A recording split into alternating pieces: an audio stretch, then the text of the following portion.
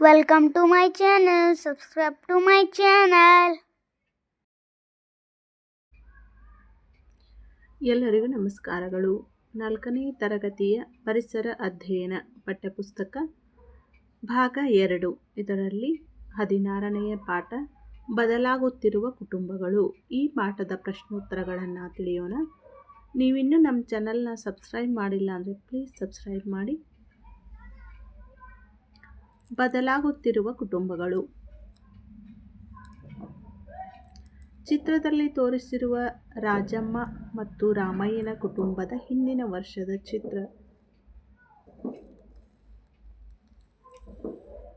ಈ ಕುಟುಂಬದಲ್ಲಿ ಎಷ್ಟು ಜನರಿದ್ದಾರೆ? ಒಟ್ಟು ಈ ಕುಟುಂಬದಲ್ಲಿ 11 ಜನರಿದ್ದಾರೆ.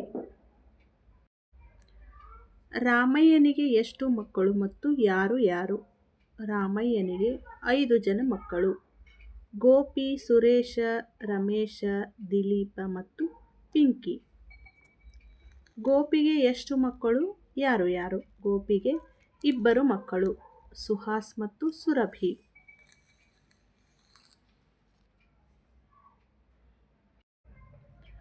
ಗೋಪಿ ಕುಟುಂಬವು ಬೇರೆ ಊರಿಗೆ ಹೋಗಲು ಕಾರಣವೇನು? ಗೋಪಿಗೆ ಬೇರೆ ಊರಿನಲ್ಲಿ ಕೆಲಸ ಸಿಕ್ಕಿದ್ದ ಕಾರಣ ಗೋಪಿ ಕುಟುಂಬವು ಏನು ಮಾಡುತ್ತೆ? ಬೇರೆ ಊರಿಗೆ ಹೋಗಿ ನೆಲೆಸ್ತಾರೆ. ಪಿಂಕಿ ಪಟ್ಟಣಕ್ಕೆ ಏಕೆ ಹೋಗುತ್ತಾಳೆ? ಪಿಂಕಿಗೆ ಉನ್ನತ ಶಿಕ್ಷಣಕ್ಕೆ ಪಟ್ಟಣಕ್ಕೆ ಹೋಗುತ್ತಾಳೆ.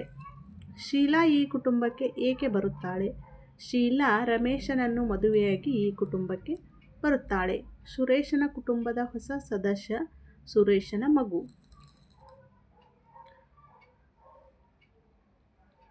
ರಾಮಯ್ಯನ ಕುಟುಂಬದ ವಂಶವೃಕ್ಷ. ಇದರಲ್ಲಿ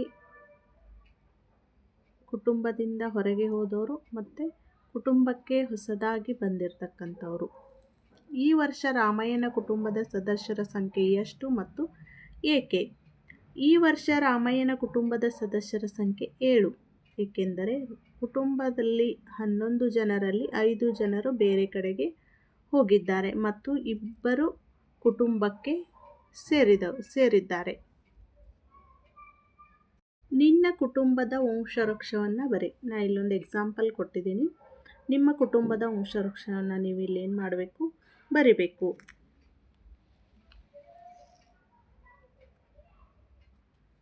ಅದೇ ರೀತಿ ನಿನ್ನ ಕುಟುಂಬದಲ್ಲಿ ಹೊಸದಾಗಿ ಯಾರಾದರೂ ಬಂದು ಸೇರಿದರೆ ಅವರ ಹೆಸರನ್ನು ಬರೋದು, ಅವರ ಸಂಬಂಧ. ಈಗ ನಿಮ್ಮ ಕುಟುಂಬದಲ್ಲಿ ಹೊಸದಾಗಿ ನಿಮ್ಮ ಚಿಕ್ಕಪ್ಪ ಅಂತ ಇಟ್ಕೋರಿ. ಚಿಕ್ಕಪ್ಪನಿಗೆ ಮದುವೆಯಾಗಿ ಬರ್ತಾಳೆ ನಿಮ್ಮ ಚಿಕ್ಕಮ್ಮ.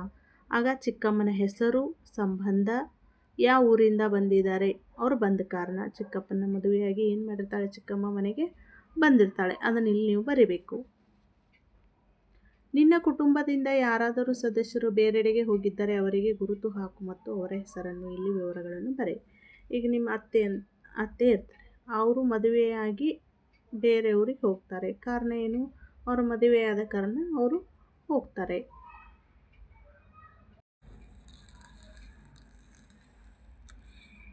ಸಲೀಂ ಮತ್ತು ಫಾತಿಮಾರಿಗೆ ಎಷ್ಟು ಮಕ್ಕಳು? ಸಲೀಂ ಮತ್ತು ಫಾತಿಮಾರಿಗೆ 4 ಜನ ಮಕ್ಕಳು. ಸಲೀಂ ಕುಟುಂಬದಲ್ಲಿ ಈಗ ಎಷ್ಟು ಜನ ಇದ್ದಾರೆ? ಸಲೀಂ ಕುಟುಂಬದಲ್ಲಿ ಈಗ 10 ಜನ. ಸಲೀಂ ಕುಟುಂಬದಿಂದ ಬೇರೆ ಕುಟುಂಬಕ್ಕೆ ಹೋದವರ ಸಂಖ್ಯೆ 2, ಅಂದರೆ 2 ಜನ ಏನು ಮಾಡ್ತಾರೆ? ಬೇರೆ ಕುಟುಂಬಕ್ಕೆ ಹೋಗ್ತಾರೆ. ಈಗ ಬೇರೆ ಕುಟುಂಬದಿಂದ ಸಲೀಂ ಕುಟುಂಬಕ್ಕೆ ಬಂದವರ ಸಂಖ್ಯೆ 3 ಜನ.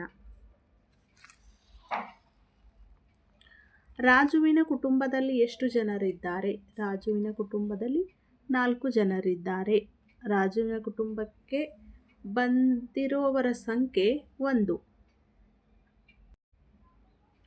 ರಾಜುವಿನ ಕುಟುಂಬದಿಂದ ಹೊರಗೆ ಹೋದವರ ಸಂಖ್ಯೆ 1.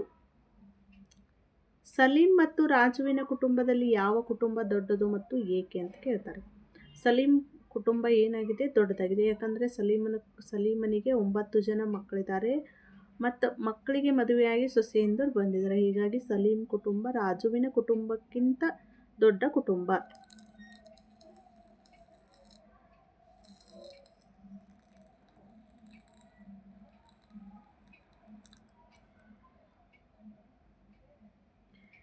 ಆಗಿನ ಮತ್ತು ಈಗಿನ ನಿನ್ನ ಕುಟುಂಬದಲ್ಲಿ ಯಾವುದು ದೊಡ್ಡದು?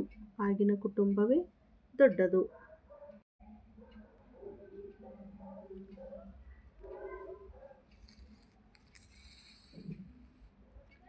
ನಿನ್ನ ನೆರೆಹೊರೆಯ ಕುಟುಂಬಗಳನ್ನು ಗಮನಿಸು.